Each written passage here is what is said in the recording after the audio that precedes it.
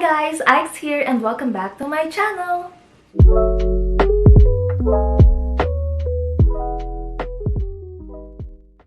As I promised, sabi ko, i-share ko sa inyo yung healing process ng eyebrow microblading. So, sana napanood nyo yung vlog ko no procedure kung paano ginawa yung aking kilay or yung eyebrow microblading procedure. So, kung hindi nyo pa napapanood, ilalagay ko dito sa I button para ma-check nyo and mapanood nyo kung paano ba ginawa ang aking kilay. So, for today's video, pag-uusapan naman natin kung paano siya gumaling. Ano bang nangyari sa kilay ko? Gaano katagal ba yung healing process na yan? Ano ba yung dapat gawin at iwasan? So, gusto ko muna ipakita sa inyo yung clips for 7 days. So, magkikwento ko kung ano bang meron sa araw na yon, kung ano bang napansin ko, kung anong nangyari. And mamaya, after ng mga clips na yon, tsaka ako sasabihin yung mga do's and don'ts at yung mga technique na ginawa ko para masunod ko yung mga dapat gawin. Papakita ko muna sa inyo yung kilay ko before the procedure. Ayan. So, makikita nyo talagang ang ikli niya, walang direksyon, ang pangit niya. Ang pangit. Pinagkaitan po ako ng magandang kilay. So, ayan po yung aking kilay before ako magpa-eyebrow microblading. Ito naman yung kilay ko right after the procedure. So, nakita nyo, diba, ang laki bigla ng pinagbago. Nagkaroon siya ng shape and humaba siya. So, talagang gusto ko medyo humaba siya ng konti kasi talagang straight lang yung kilay ko na walang kakurba-kurba. So, mapapansin nyo, nag-dark talaga yan. Ganyan lang talaga siya, guys. Huwag kayong mag-alala kasi magla-light pa yan. So, sa day 1, wala ako napansin masyado. Hindi naman siya makate. Wala akong naramdaman, as in normal lang. Day 2, mapapansin nyo na may part na medyo mas maitim kumpara dun sa ibang part. So, hindi naman siya makate and wala naman akong nararamdaman sa kanya. Hindi siya masakit, hindi siya makate. Wala. As in, normal lang yung feeling. Sa pangatlong araw, mapapansin nyo na parang may patsi-patsi na dyan. Ano po? Yung sobrang itim na. Ayan, meron. Ayan na yung sa day 3. And wala pa ako masyadong nararamdamang kate. Pero meron ng konti. Pero hindi naman siya ganun kakate. So sa day 4, medyo nagiging intense na siya. Talagang umiitim siya, maitim na talaga siya, and medyo mas makati na siya kumpara nung day 3. Ito yung day 5 na talagang kitang-kita nyo na talagang ang itim niya, bes. So, ayan, nag-angatan na yung mga langid, talagang kitang-kita na. And ayan, makikita nyo, nagka-crack-crack na talaga siya, ayan. So, ayan, kusa po yan nalalaglag. Wag na wag niyong kukut-kutin. Wag na wag kayong manggigigil. Kahit sobrang kati niya, wag niyo nang kamutin.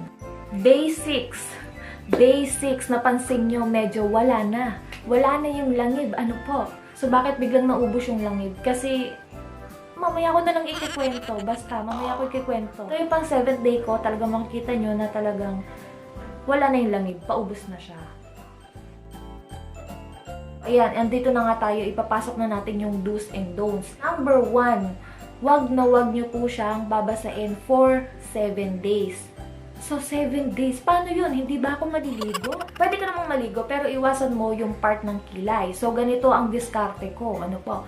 Kuha ako ng bulak, babasain ko ng tubig, babasain ko yung mukha ko, and then sasabunin ko yung part na to, sa baba, sasabunin ko yan, and then kukuha ulit ako ng bulak para sabunin yung dito sa part na to, para hindi siya mabasa. And then, bulak ulit, malinis na bulak, lalagyan ng tubig, then, ayun, babanlawan. Ganon lang, diskarte lang para hindi mabasa yung kilay hanggat maaari. So, kung magsha-shampoo ka, magbabasa ka ng buhok, tungo ka na lang, itungo mo na lang, basain mo yung hair mo nang nakatungo. So, hindi ka, ayun nga, hindi ka makakapagbuhos ng diretso mula ulo hanggang paa. Yun nga yung tinatawag na tiis ganda. Wala kang magagawa. Yun ang kailangan gawin. Huwag babasain for 7 days. And yung mga langib-langib na nakakagigil, na ang sarap tuklapin, huwag nyo pong gagawin. So, kung napansin nyo sa clip, nung day 5, sobrang itim na itim siya at ang dami niyang langib. Nung day 6 ko, konti na lang. So, pasensya na, hindi po ako perfecto at hindi ko po natiis. Talagang nakutkot ko po siya. Nakutkot ko siya kasi ang sarap-sarap niyang tanggalin. Lalo na pagka nakikita mo medyo, ayan na, naglalaglaga na. And nakaano din yung yung pawis So, sana hanggat maaari, wag sanang mapapawisan yung ating kilay. Pero dahil sobrang init ng panahon, hindi may iwasan. Kaya siguro, sobrang ang daling gumaling nung kilay ko, sobrang lumambot agad yung mga langib at talagang nagtanggalan siya. Na to the point na kailangan ko siyang tulungan. Kasi, ang sarap niya talagang kunin. Ang sarap niyang kutkutin. Pero kahit tinanggal ko siya, wala naman nangyari sa kilay ko. Kasi alam mo, nakaangat na talaga siya. Yun, talagang nakadikit na lang siya dito sa mga hibla ng kilay ko. Kaya, tinulungan ko na lang siyang matanggal. Pero, wala naman nangyaring sugat, wala naman yung sapilitan, hindi ko siya pinilit tanggalin. Kung ano lang yung pwede. And minsan, hindi ko naiiwasan kapag matutulog kasi sa mula day 4, sobrang kati na niya, ang kati niya. Basta mula day 4 hanggang sa matanggal yung mga langib, ang kati niya talaga. So, ayun lang naman yung mga hindi dapat gawin. Huwag basain for 7 days. Pangalawa, hanggat maaari, iwasan na mapawisan yung ating kilay. Pangatlo, huwag kutkutin ang langib. So, huwag niyong tuklapin. Hayaan niyo siya na kusa na lang matanggal.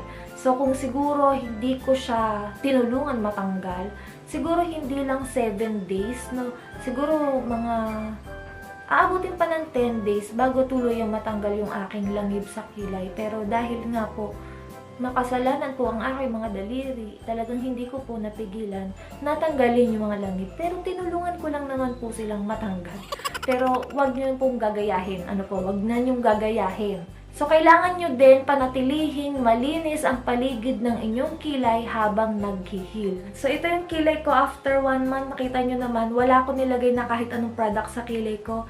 And ayan, kita nyo naman na pack yung aking kilay. So ayan, after 1 month, mas lalo siyang naging natural. So ayan lang, thank you so much for watching and see you again on my next vlog. Bye-bye!